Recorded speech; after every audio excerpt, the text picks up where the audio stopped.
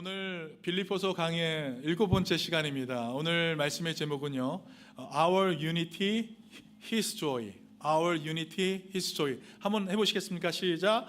Our Unity, His Joy. 그 말씀의 제목을 가지고 하나님의 말씀 증거하도록 하겠습니다. 여러분, 사람은 홀로 살아갈 수 있는 존재입니까? 여러분 어떻게 생각하십니까? 홀로 살아갈 수 있는 존재입니까? 오늘 이 질문에 답하기 위해서 한 흥미로운 실험을 여러분들께 소개해 드리겠습니다. 1950년 심리학자 해리 할로우라는 사람이요, 아기 원숭이와 인형 엄마라는 실험을 진행했습니다. 갓 태어난 아기 원숭이들을 두 종류의 인형 엄마와 함께 둔 실험인데요, 사진에 보시는 바와 같이 이쪽 오른쪽에 있는 것은 딱딱한 철사로 만들어졌지만 우유병이 달려있는 그런 인형이고요, 다른 한쪽은 우유는 없지만 부드러운 천으로 덮여 있어서 포근한 촉감을 주는 그런 인형이었습니다.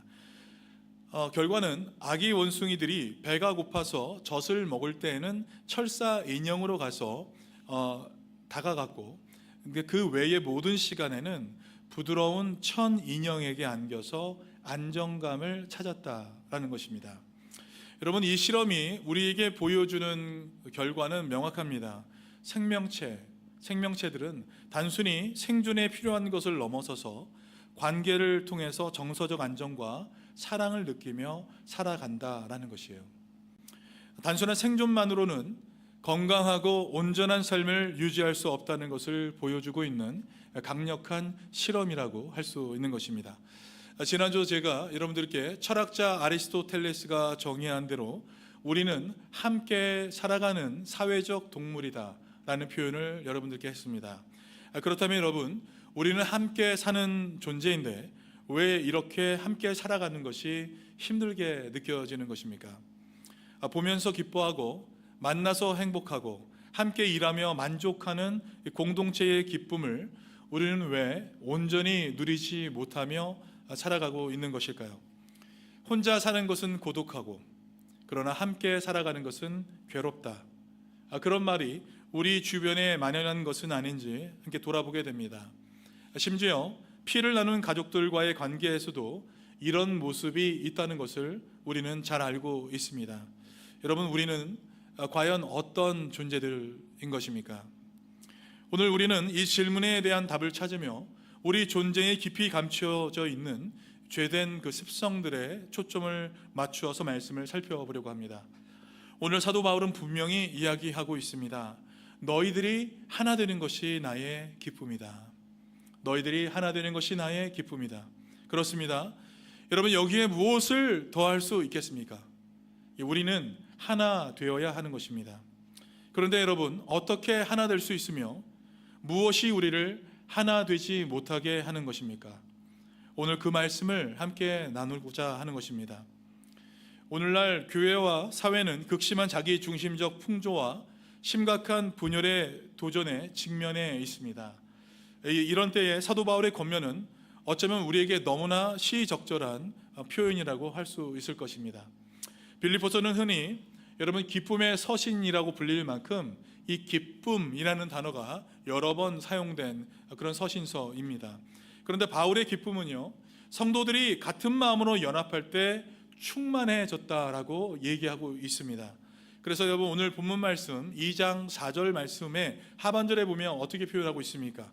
나의 기쁨을 충만하게 하라, 나의 기쁨을 충만하게 하라 라고 사도 바울이 얘기하고 있는 것입니다. 잠시 헬라어 원문을 한번 살펴보면 빌립보서 2장 1절부터 이 4절까지에 있는 말씀은요, 사실 긴 문장으로 된 하나의 문장입니다. 그래서 원문에서는 이 하나의 문장에 들어가 있는 주된 동사는 딱 한 가지예요. 나의 기쁨을 충만하게 하라 라는 동사가 쓰여져 있습니다. 그런데 이것이 개역 개정에서는 문장의 흐름을 위해서 4절 맨 끝에 배치하게 됐지만, 사실은 나의 기쁨을 충만하게 하라라는 이 동사는 2절에 들어가 있습니다. 2절 후반부에 들어가 있어요. 그래서 저는 이 원문의 순서에 맞게 2절에 이것을 살펴보려고 합니다.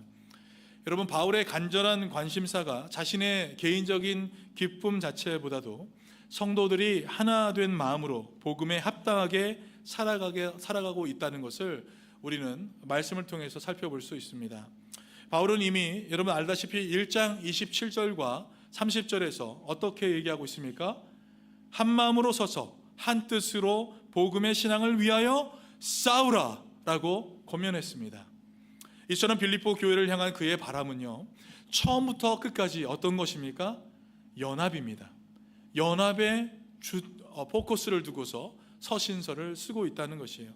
그렇다면 여러분, 2장에서는 무엇을 말하고 있는 것일까요?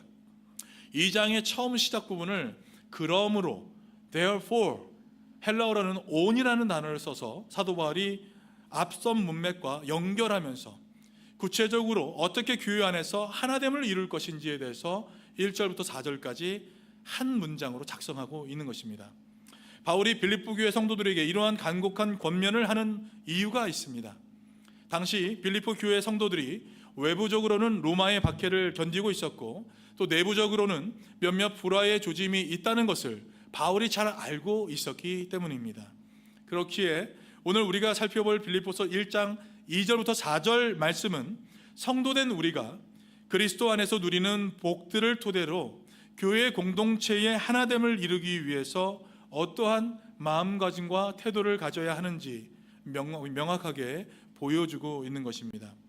오늘 말씀을 통해서 세 가지 중요한 내용을 함께 살펴보려고 합니다. 연합의 근거, 연합의 특징, 그리고 연합의 방법입니다. 저를 따라해 주시겠습니까? 연합의 근거, 연합의 특징, 연합의 방법. 네, 함께 이 말씀 속으로 한번 들어가면서 우리의 존재를 한번 돌아보고 참된 연합의 기쁨을 회복하는 이 아침이 되시길 간절히 소망합니다. 오늘 첫 번째, 연합의 근거입니다. 우리가 어떻게 하나 될 수 있으며 무엇이 우리를 하나 되지 못하게 만드는지에 대한 질문에 답하기 전에 먼저 우리가 하나 되어야 할 그 근거에 대해서 사도 바울이 얘기해 주고 있습니다. 우리 1절 말씀을 다 같이 한번 읽겠습니다. 시작. 그러므로 그리스도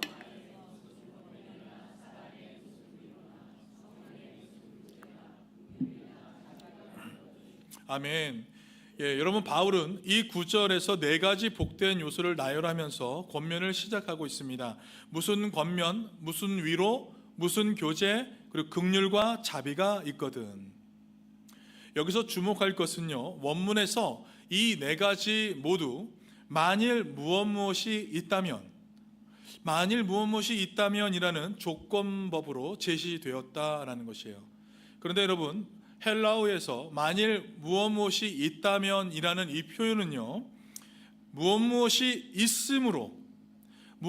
있음으로라는 확실한 전제하에서 해석해야 합니다.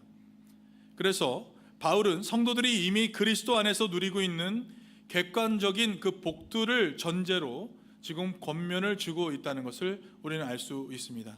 그래서 우리말로 1절을 다시 본다면, 여러분이 그리스도 안에서 이런 은혜들을 받았으므로 확실한 전제하에 얘기하고 있다는 것입니다. 성도들이 이미 받은 이 풍성한 은혜들을 상기시키면서 이것이야말로 교회 공동체의 하나됨을 하기 위한 강력한 동기가 된다는 점을 강조하고 있다는 것이에요. 그렇다면 여러분, 바울이 언급한 이 네 가지 강력한 동기 하나하나 한번 살펴보도록 하겠습니다. 이것을 한마디로 얘기한다면 그리스도 안에서 얻은 권면, 사랑의 위로, 성령을 통한 교제, 그리고 하나님께로부터 오는 긍휼과 자비라고 할 수 있어요. 이 모든 것들은 성도라면 이미 경험했거나 현재 누리고 있는 귀한 영적 복들입니다. 그래서 한 주석가가 이 덕목들에 대해서 이렇게 표현했습니다. 성도 개인의 윤리적 고상함에 근거를 둔 것이 아니라 오직 그리스도와 연합하여 살아갈 때만 얻어지는 것이다 라고 표현했습니다. 다시 말해, 우리가 교회 안에서 서로 지켜야 할 이 덕목들은요, 우리의 내적 자원에서 오는 것이 아니고 도덕적 노력에서 나오는 것이 아니라 먼저 그리스도 안에서 공급되는 은혜의 결과라는 것입니다. 은혜의 결과로 우리가 연합할 수 있다는 것이에요. 하나님께 받은 은혜를 기억할 때에만 우리는 비로소 서로에게 그 은혜를 흘려보낼 수가 있는 것입니다. 바울이 열거한 네 가지, 먼저 첫 번째는 그리스도 안의 권면이죠. 우리가 그리스도 안에서 받은 죄사함의 위로와 성령의 격려입니다. 이 하늘의 축복들을 홀로 간직하지 말고 서로 나누며 연합하라는 것이에요. 여러분들도 말씀을 읽을 때 하나님께 격려해 주시는 그런 내용이 나오죠. 그래서 말씀을 읽을 때 막 눈물이 나올 때도 있고, 하나님 말씀을 통해서 위로해 주십니다. 그 위로를 그대로 흘려보내라 라는 것이죠. 두 번째는 사랑의 위로입니다. 하나님이 그리스도의 사랑으로 우리를 위로하셨듯이 우리도 그 사랑으로 서로를 위로하며 연약한 지체를 도우라는 것이에요. 그래서 여러분, 연약한 지체가 있다면 어떻게 해야 됩니까? 무조건적으로 먹이고 들어주는 것, 그것이 위로가 되는 것입니다. 또 성령의 교제, 성령께서 믿는 자들을 한몸 되게 하시는 친밀한 교제입니다. 영적 대화를 하면서 관계를 만들어가는 그런 교제를 해야 된다는 것이에요. 긍휼과 자비, 하나님이 우리를 불쌍히 여기사 죄를 용서하시고 자비를 베풀어 주셨듯이 우리도 서로에게 용서하고 용납해야 한다는 것이에요. 난 절대로 그건 용납 못해, 이런 분들 계시죠? 네, 용납하라는 거예요. 우리가 하나님께 용납함을 받았기 때문입니다. 그리스도 안에서의 권면, 하나님의 사랑의 위로, 성령의 교제, 그리고 하나님께로부터 오는 긍휼과 자비. 바울이 열거하는 이 네 가지는 사실 성삼위 하나님께서 성도들에게 이미 베풀어 주신 은혜인 줄 믿습니다. 여러분, 이러한 객관적 현실이 이미 우리에게 주어졌기에 이제 성도들은 마땅히 그 은혜를 기반으로 하나됨을 이루라, 이 은혜를 기반으로 하나됨을 이루어야 한다라는 것이 바울의 요점입니다. 매튜 헨리라는 분이 이런 논증이라면 가장 난폭한 자도 유순해지고 완악한 마음도 녹아질 것이다 라고 표현했습니다. 우리가 하나님께서 베풀어 주신 이 네 가지 은혜를 정말 경험한다면 하나 된다는 것은 너무나 자연스러운 일이다 라는 표현입니다. 정리하면, 우리가 그리스도 안에서 이렇게 큰 권면과 위로와 교제와 긍휼을 받았다면 우리가 서로 권면하고 사랑으로 위로하며 성령 안에서 교제하고 긍휼을 베풀므로 하나 되지 않을 이유가 없다라는 것이에요. 여러분, 믿으십니까? 우리 역시 교회 생활을 하면서 낙심될 때 그리스도께 받은 위로와 격려가 분명히 있습니다. 그런데 우리가 여러분, 이것을 다른 사람들에게, 또 교회 안에 있는 형제 자매에게, 우리 가족에게 우리가 흘려보내지 못하는 이유는 무엇입니까? 딱 한 가지예요. 은혜를 망각했기 때문입니다. 내가 그리스도 앞에 죄인이라는 것을 잊고 살아가기 때문이에요. 나는 의롭다고 생각하는 거예요. 지금까지 나와 가정과 일터와 교회와 나라에 베푸신 그 하나님의 은혜를 진정으로 감사한다면 여러분, 우리의 생활 속에 그것이 그대로 나타나게 되는 것입니다. 예수님께서 세리장 삭개오의 집에 방문했을 때 여러분, 어떤 일이 일어났습니까? 삭개오는요, 자신의 소유를 팔아서 절반을 가난한 사람에게 나눠주고 혹 속여서 빼앗는 일이 있다면 4곱절이나 갚겠습니다 라고 예수님께 얘기했습니다. 삭개오의 이런 행동은요, 자신을 찾아와 주시고 관심을 가져주신 예수님의 은혜에 감사하는 그의 삶의 표현이었습니다. 우리의 삶에서 불평과 원망거리를 찾자면 여러분, 한도 없습니다. 하지만 모든 것이 하나님께로부터 왔다는 것을 믿고 감사하는 마음으로 본다면 어느 것 하나 감사하지 않을 수 없는 것이 없습니다. 결국 하나님께 받은 은혜를 온전히 깨닫고 감사함으로 충만한 것이 여러분, 우리가 연합할 수 있는 근거가 된다는 것을 여러분 기억하시기 바랍니다. 은혜를 기억하는 사람만이 자연스럽게 그 사랑을 이웃에게 흘려보내며 그리스도 안에서 진정한 연합을 이룰 수 있다는 것입니다. 여러분, 함께 저를 한번 따라 고백해 주시겠습니까? 기억한 은혜가 흘려보내는 사랑이 됩니다. 다시 한번 하겠습니다. 기억한 은혜가 흘려보내는 사랑이 됩니다.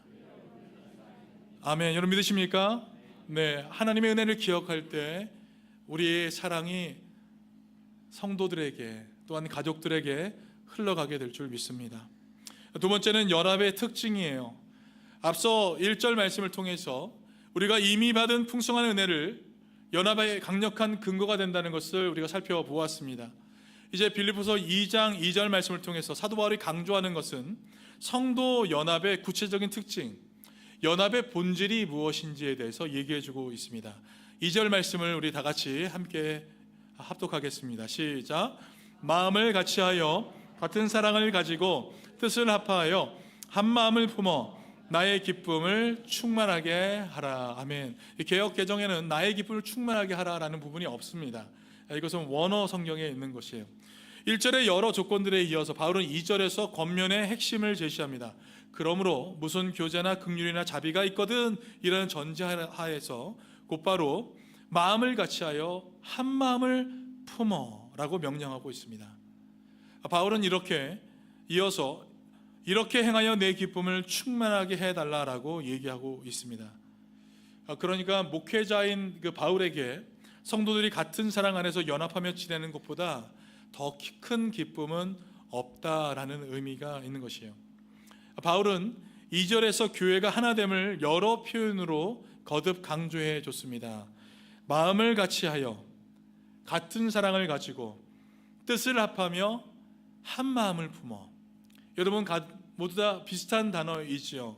이 네 가지 표현은 서로 비슷한 뜻을 반복하면서 연합의 중요성을 역설적으로 부각시키고 있는 문체라고 할 수 있습니다.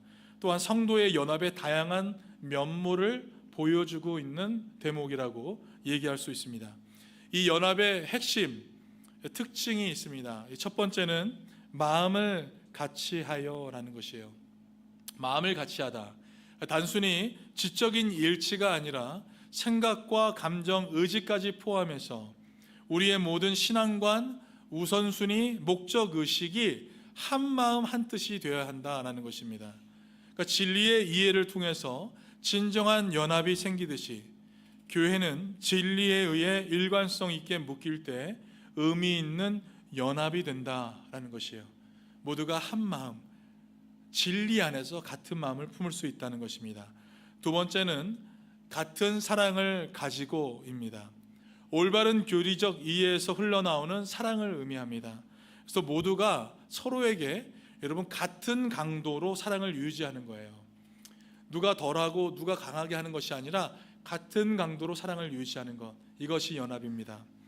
그래서 여러분 막 남에게 뭘 주고 싶어서 막 퍼주고 싶어 하는 사람 있죠. 선교지 가면 아이들 불쌍하다고 막 퍼주고 와요. 그것이 얼마나 위험한 일인지 여러분들이 돌아가고 나서 선교지가 무너지는 것을 보면 알 수 있습니다. 정말로 위험한 거예요.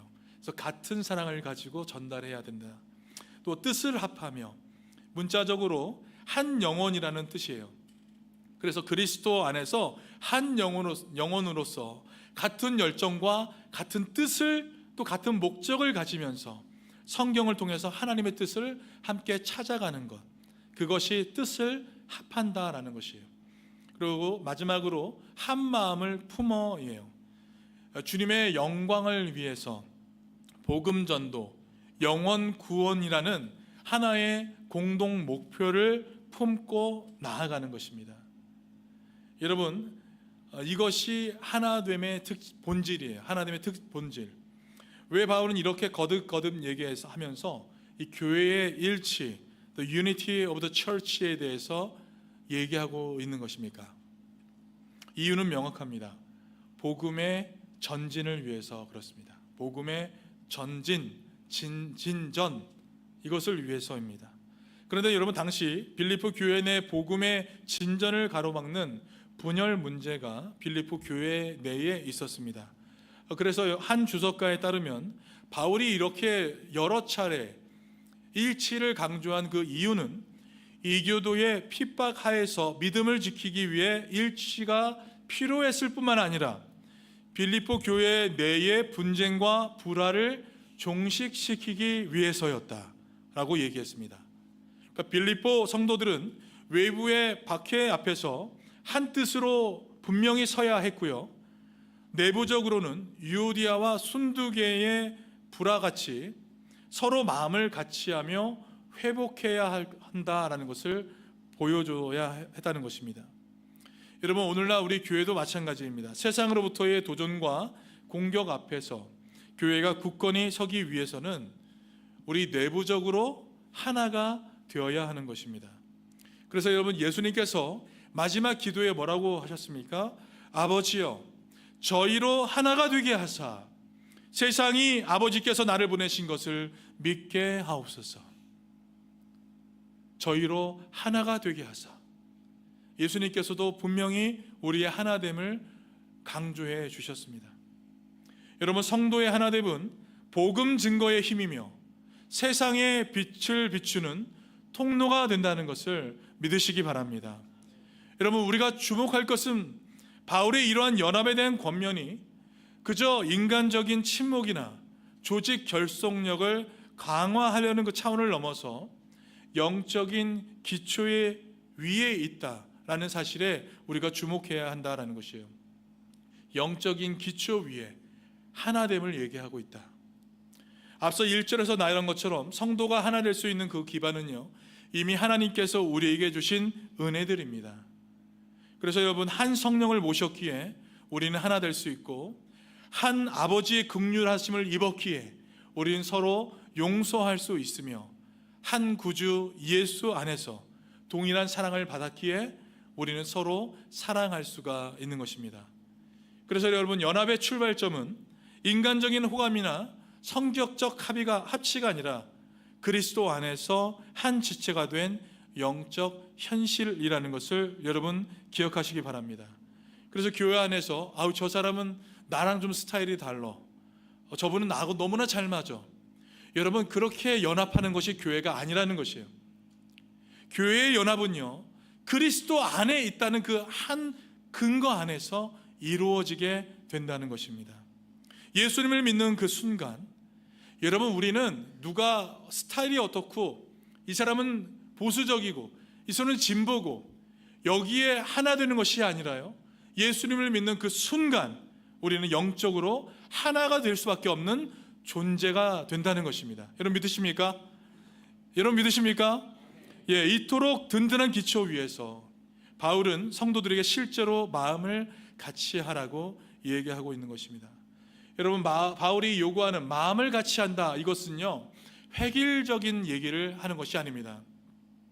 기계적으로 똑같은 생각과 똑같은 의견만을 내라고 얘기하는 것이 아니에요.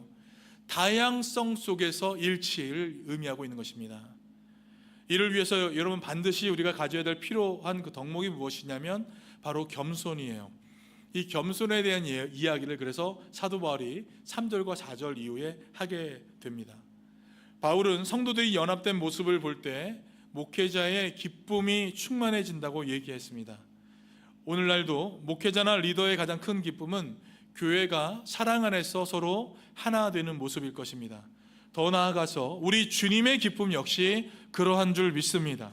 우리가 서로 하나 되지 못하고 분열되고 다툰다면 주님의 마음이 근심하시겠지만, 성령 안에서 한마음 한뜻이 될 때 우리 주님이 기뻐 영광 받으실 줄 믿습니다. 여러분, 여기서 우리가 주목해야 될 것은 무엇이냐면 쾌락과 기쁨은 구별되어야 한다라는 것이에요. 여러분, 쾌락은 무엇입니까? 어떤 노력 없이 지금 즉시 어떤 행위를 통해서 얻어지는 감각적인 만족에 가깝습니다. 지속적이지 않고요, 때로는 후회를 남기고 매우 제한적입니다. 그런데 여러분, 오늘날 많은 사람들이 그런 말을 해요.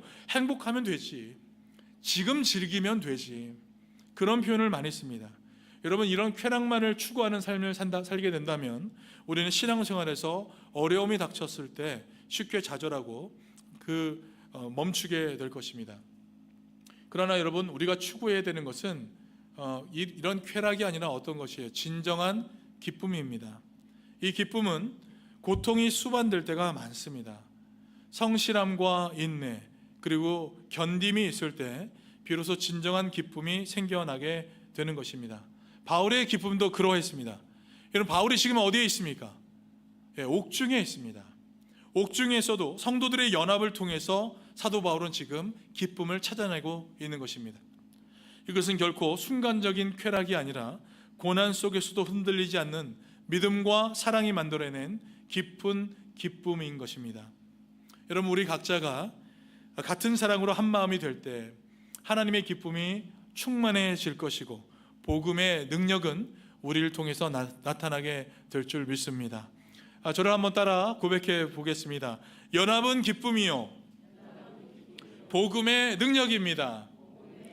다시 하겠습니다. 연합은 기쁨이요 복음의 능력입니다. 아멘. 네. 연합의 방법에 대해서 이제 얘기해 주고 있습니다. 구체적인 방법을 얘기하고 있는데 성도 개인의 마음가짐과 행동에서 겸손을 실천하는 것에 대해서 얘기해 주고 있습니다. 3절과 4절 말씀을 우리 다 같이 한번 함께 읽겠습니다. 시작. 아무 일에든지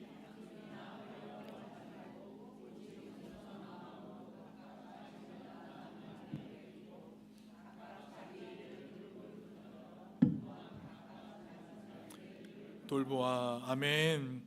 네, 여러분 여기서 보시면 바울은 먼저 버려야 할 태도를 제시해 주고 있고요, 그 다음에 취해야 할 태도를 얘기해 주고 있습니다.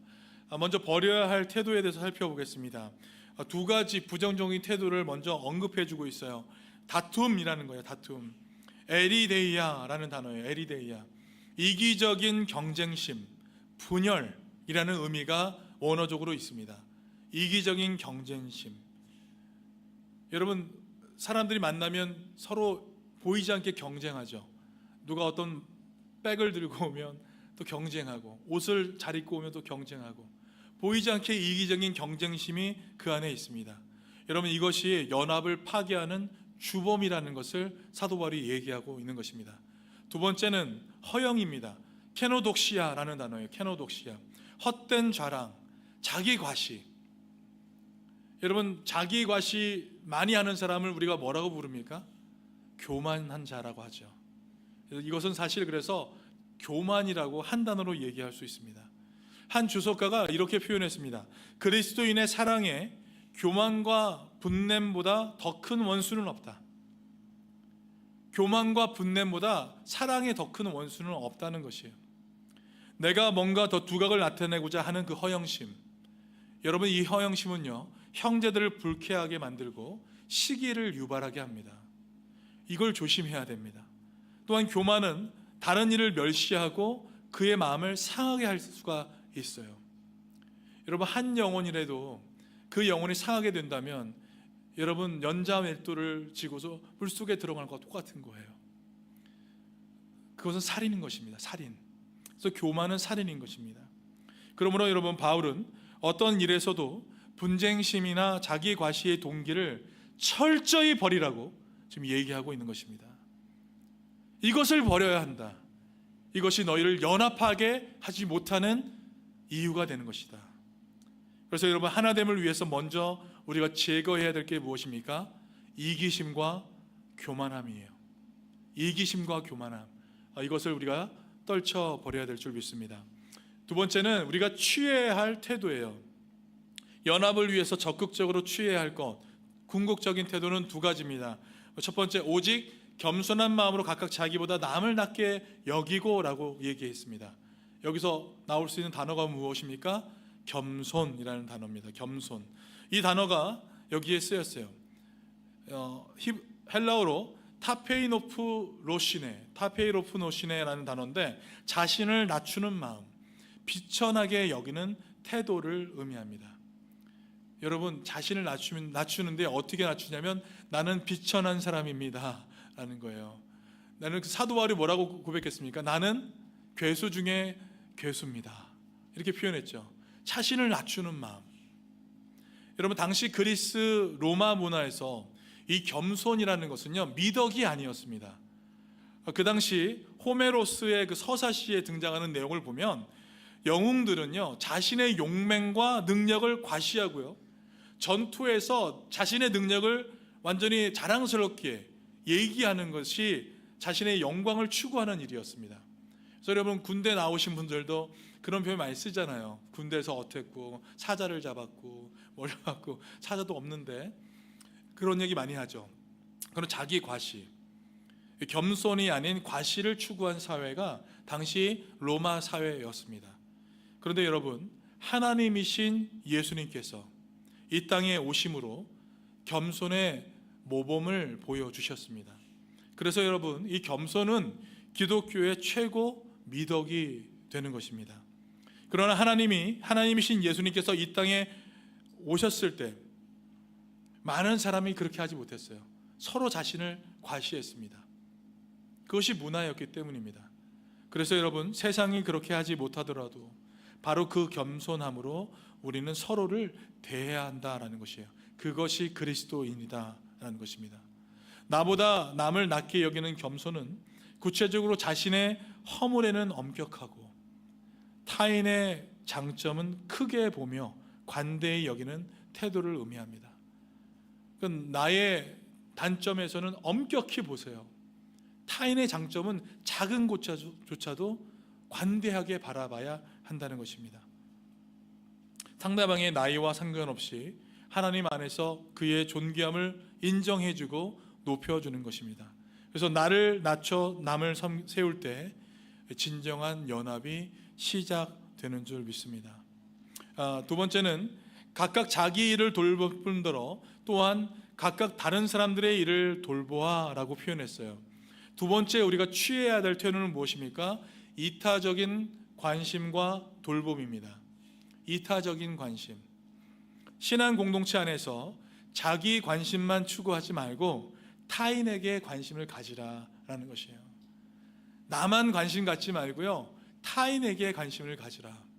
우리 남편분들, 나만 관심 갖지 말고 아내에게 관심을 가지라. 아내가 오늘 뭘 먹었는지, 어디서 무엇을 했는지 관심을 가지라라는 것입니다. 여기 돌보다라는 이 단어가 스코페오라는 단어인데요, 주시하다라는 거예요. 관심을 기울이다. 이 돌보다라는 것은 그냥 멀리서 바라보는 것이 아니고요, 주시하면서 필요한 것이 무엇이지? 앉으려고 하네? 달려가서 의자를 줄 수 있는, 그렇게 주시하라. 그것이 돌보다라는 것입니다. 바로 우리에게 자기 일에만 몰두하지 말고 우리 주변의 형제 자매들의 필요와 유익에 우리의 마음을 쓰라고 얘기하고 있는 것입니다. 이타심과 돌봄에 대한 이 학자들의 두 가지 해석이 있습니다. 첫째는 자신의 유익만 구하지 말고 이웃의 유익과 필요를 돌아보라라는 일반적인 가르침이 있고요. 두 번째는 자신의 은사만 중요하게 여기지 말고 다른 이들의 은사나 장점도 인정해 주라라는 의미가 여기에 또한 포함되어 있습니다. 또 한 학자는 라이트 푸트라는 이 학자는 조금 더 나아가요. 그래서 다른 이 속에 있는 훌륭한 점들을 주목하여 보고 그것을 본받으라 라고 이렇게 확대 해석하기도 했습니다. 여러분, 바울 자신도 고린도전서 10장 24절에 뭐라고 합니까? 누구든지 자기의 유익을 구하지 말고 남의 유익을 구하라 라고 했고요. 로마서 12장 10절에서도 형제를 사랑하여 서로 우애하고 존경하기를 서로 먼저 하라 라고 분명히 말했습니다. 결국 이기적인 마음을 버리고 타인의 존귀와 필요에 관심을 가져야 한다라는 것이에요. 나아가 이것이 교회 공동체의 목표이며 복음 사역에 자신의 일처럼 헌신하라는 의미가 담겨져 있는 것입니다. 각각 자기 일에만 몰두하면 어떤 일이 일어날까요? 각각 살아가는 것입니다. 그래서 여러분, 각각 자기 일을 돌볼 뿐더러 서로의 일도 함께 돌아봐 연합된 모습을 이루어 가야 될 줄 믿습니다. 정리하면 여러분, 겸손과 이타심, 따라해 보세요. 겸손과 이타심. 겸손과 이타심은 교회 일치의 필수 요소다라는 것을 우리는 알 수 있습니다. 우리가 내 욕심과 허영심을 내려놓고 대신 형제를 높이고 그의 유익을 구하는 마음으로 바뀔 때 비로소 한 마음 한 뜻이 이루어지게 된다는 것입니다. 여러분, 이것은 결코 쉽지 않지만 여러분, 우리에겐 가능성이 있습니다. 왜 그렇습니까? 예수 그리스도의 마음을 우리가 본받을 때 우리는 이것이 가능한 줄 믿습니다. 사실 바울은요, 4절 말씀이 끝나고 바로 5절, 빌립보서 5절 말씀에 유명한 이 말씀을 하고 있습니다. 너희 안에 이 마음을 품으라. 누구의 마음입니까? 곧 그리스도 예수의 마음이니. 여러분, 우리 힘으로 감당할 수 있는 것이 없어요. 어떻게 우리 힘으로? 인간은 원래 자기만을 생각하게 되어 있습니다. 배고프면 누구 먼저 먹입니까? 나 먼저 먹습니다. 비행기에서 여러분 조난이 생길 때 어떻게 하라고 해요? 옆에 아이가 있으면 아이 먼저 산소 마스크를 주고 나에게 하라고 합니까? 그렇게 말하고 있지 않아요. 나를 먼저 쓰고 아이에게 주라고 합니다. 여러분, 인간은 그런 존재예요. 원래 나에게만 먼저 포커스가 되어 있습니다. 우리는 타인을 생각할 수 없어요. 근데 사도 바울이 타인을 생각하라는 거예요. 그런데 우리 힘으로 되지 않으니까 어떻게 하라고요? 그리스도 예수의 마음을 본받으라라는 것입니다. 예수님은 하나님과 동등되신 분이시지만 하늘 영광을 스스로 버리시고 낮은 몸으로 이 땅에 오신 분이십니다. 그리고 십자가에서 죽기까지 복종하셨어요. 그러므로 바울은 예수님의 이 겸손을 우리의 모델로 제시하면서 앞서 2장 2절과 4절에서 권면한 연합과 겸손의 삶이 결코 막연한 이상론이 아니라 주님 자신이 걸어가신 길임을 우리에게 분명히 제시해주고 있는 것입니다. 우리 힘으로 할 수 없어요. 근데 길을 닦고 놓으신 예수님이 계시고요, 우리와 함께 하신 누가 계십니까? 성령 하나님이 계시기 때문에 우리는 이 길을 걸어갈 수 있다는 것입니다. 사랑하는 성도 여러분, 도움이 필요한 우리 형제 자매의 필요를, 지혜를 가지고 겸손한 마음으로 섬기는 우리가 되기를 원합니다. 여러분, 이것이 성도가 함께 연합하는 방법이 될 것입니다. 또한 믿지 않는 사람들이 이런 우리의 모습을 보며, 아니 자신도 먹을 게 없는데 다른 사람을 도와? 저 사람 대단하네. 여러분, 믿지 않는 사람이 이런 모습을 보며 하나님을 찬양하는 놀라운 삶이 우리 삶 가운데 이루어지게 될 줄 믿습니다. 말씀을 맺겠습니다. 우리는 오늘 빌립보서 2장 1절과 4절을 통해서 연합의 근거, 연합의 특징, 그다음에 연합의 방법에 대해서 살펴보았습니다. 받은 은혜로 하나 되고 한 마음 한 목적을 향하며 겸손과 섬김으로 연합하는 것이 사도 바울이 오늘 우리에게 주는 권면입니다. 여러분, 이 모든 것은 궁극적으로 그리스도 예수의 마음을 품는 것입니다. 온유하고 겸손하신 우리 예수님처럼 성령 안에서 교만을 내려놓고 주님의 겸손을 닮아가게 될 때 교회 공동체의 사랑과 하나됨이 넘치고 우리 주님의 기쁨이 충만하게 될 줄 믿습니다. 여러분, 예수님은 이렇게 얘기하세요. 스스로 분쟁하는 나라마다 황폐하여질 것이요 스스로 분쟁하는 동네나 집마다 서지 못하리라. 스스로 분쟁하는 나라마다, 가정마다 서지 못할 것이다. 교회마다 서지 못할 것이다. 분명히 경고해 주셨습니다. 여러분, 반대는 무엇입니까? 하나 되는 나라, 하나 되는 교회, 하나 되는 가정은 반드시 설 것이다. 여러분, 믿으십니까? 가까이 여러분 우크라이나를 한번 보세요. 러시아라는 그 큰 나라에 금방 사라질 것 같아 보였습니다. 그런데 여러분, 그 나라가 하나가 되니까 지금까지 이렇게 유지되고 있잖아요. 하나된 공동체는 엄청난 어려움도 극복할 수 있습니다. 여러분, 우리 그리스도인도 마찬가지예요. 우리가 하나 될 때 우리의 믿음이 힘으로, 능력으로 드러나게 될 것이고 함께 우리는 승리하게 될 줄 믿습니다. 이제 막 시작되는 우리 브릿지 교회도 여러분, 바로 이런 연합의 힘이 절실히 필요합니다. 여러분들의 힘이 필요해요. 여러분들 함께 마음을 모아주시고 함께 전교인의 릴레이를 위해서 기도하며 나아갈 때 함께 참여하시고 기도해 주시고, 여러분 그럴 때 하나님의 교회가 단단히 서가게 될 줄 믿습니다. 또한 여러분, 우리 각자의 마음에 혹 시기와 허영, 이기적인 고집이 있다면 여러분 회개하시고 예수님의 겸손으로 채워달라고 기도하는 우리가 되기를 원합니다. 화해할 성도가 있다면 손을 내미시고 섬길 이웃에게 작은 실천이라도 옮겨 살아가는 우리가 되기를 원합니다. 우리가 서로 한 마음으로 나아갈 때 사탄은 결코 우리를 공격할 수 없게 될 줄 믿습니다. 저를 한번 따라해 주십시오. 기억한 은혜로 낮아진 마음으로 하나 되어 기쁨을 이루자. 여러분, 다시 한번 큰 소리로 우리 한번 고백하겠습니다. 기억한 은혜로 낮아진 마음으로 하나 되어 기쁨을 이루자. 아멘. 아멘. 네, 겸손과 지혜로 서로를 섬기며 주 안에서 한 마음과 한 사랑으로 연합하여 세상에 그리스도의 겸손한 사랑을 비추는 저와 여러분의 삶이 되시길 우리 주님의 이름으로 간절히 축원드립니다. 같이 한번 기도하겠습니다.